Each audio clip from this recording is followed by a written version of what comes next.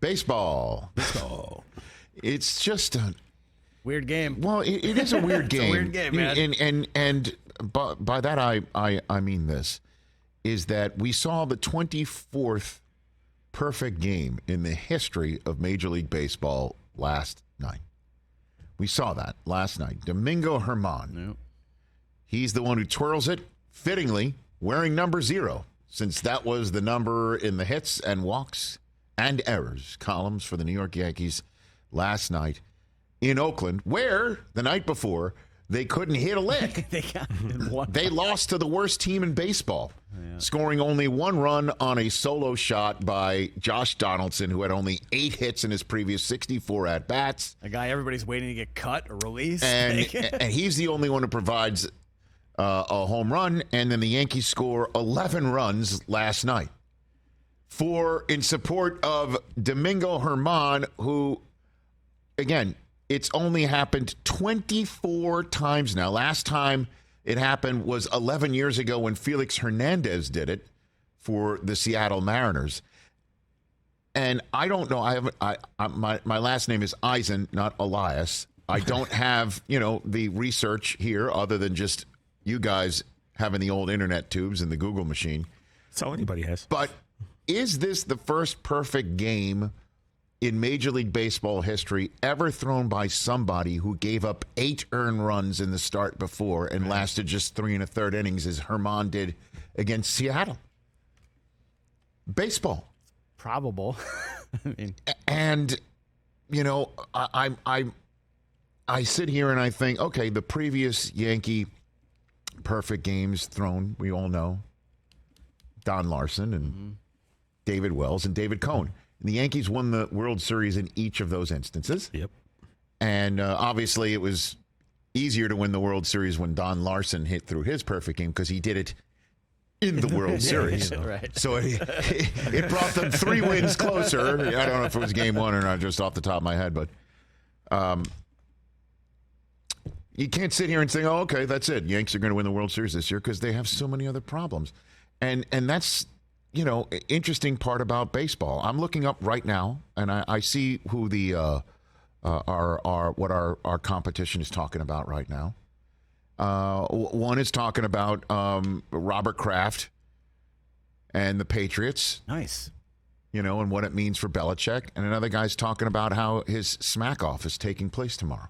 Smack offs tomorrow. And so, nice. But that's what I mean. Like, baseball had a 24th perfect game thrown in its history last night. Right. And national media is like shrugging it off. Now, we're not. We love baseball. We talk more baseball, I think, than most shows. I would agree with that. Yeah, I think so. And I don't know what our buddy DP led with today, but I'm sure he talked about this. Yeah. And that's why I kind of bringing it all together here is in this day and age where we just want instant gratification and we want to ruminate about whether a win or a loss means somebody's going to win it all or somebody has no shot to win it and there's going to be consequences. I see in the national media conversation, everybody talks about what's at stake for something. What's at stake? You see the bottom line on our television screens. What's at stake with such and such a team? When I see what's at stake, I mean, I think of jobs. I think, is a manager going to lose a job? A coach going to lose a job? A general manager going to lose a job? Like a quarterback getting cut? A center no longer being re-signed? Like that. When jobs, there's what's at stake. That's what's at stake in our worlds, right? Our jobs, our paychecks, our families, our houses, apartments, whatever. Yep. I'm kind of getting deep on you here for a perfect game. But back in the day, like if there was this 24/7, 365 nonstop, we're talking about sports machine, when even David Wells did it, or even Cohn did it, or back in the day, it would be leading all sports news. And baseball might be like, what gives? Maybe it's because it was against the A's, who sometimes looks like fields a AAA team. West Coast hurts too. How many Yankees fans stayed up to watch? I get it, but I just think it's because in this day and age, we're all talking about what does it mean writ large. And in baseball, There's 162 games. There's another one. The Yankees and the A's, first pitch for their next game is in 3 hours. Yeah. If this was football, we'd be sitting on this for a week, churning it up. That's a good point. And if it was the NBA, we'd be sitting on it maybe for, 48 hours, 72 hours. Obviously, if it's the playoffs, it would be 4 days from now. Sometimes. But it's involving a New York Yankee doing it. But it's also a guy that many people have never heard of, and it's probably available on any fantasy waiver wires right now. I checked. He was available on mine. But still, it's a 24th perfect game. 24. There's only 24 of them. By the way, the first two shouldn't even count. They took place in 1880. So just talk about modern baseball. This is only the 22nd, really, of all time. What do you got against 1880 baseball players, Chris? What's going on? They still have to play the game. Hot taking. I mean, we would have been the greatest players in 1880. You think so? I do. Really? It's kind of that thing when people say let's hop on the DeLorean with our mitts. 50s basketball players were like carpenters and plumbers. The thing is, those guys were the highest skill level at that particular time. Yes. You know what I mean? So I think they were ripping heaters between pitchers. No gloves. I'm just saying, modern baseball, there's only been a handful.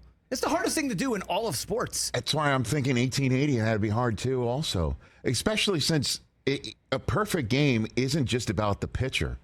Ninth inning last night, there was a hot smash to Volpe. Yes. The rookie shortstop. Well, the one that Donaldson picked, I thought was taking it. I thought that was a hit. I thought it was a hit, yeah. But both players needed to make the play. Yep. The second out was a can of corn to Harrison Bader in center first field. out and the third out, I mean. Yeah. And I honestly thought to myself, can this third out be another can of corn, please? And it was a hot smash that Donaldson snagged, that kind of snow coned it in his glove a little bit. Yep. And then you got to grip it, and you got to throw it. Plus, it was Ruiz, who's one of the stolen base leaders in Major League Baseball. So the guy's fast. Who hit the bases are bigger. And the third baseman's there instead of short right field now. I don't know if you're like me, Rich. Do you remember when Mike Mussina had 8 2/3 perfect against Boston? I do.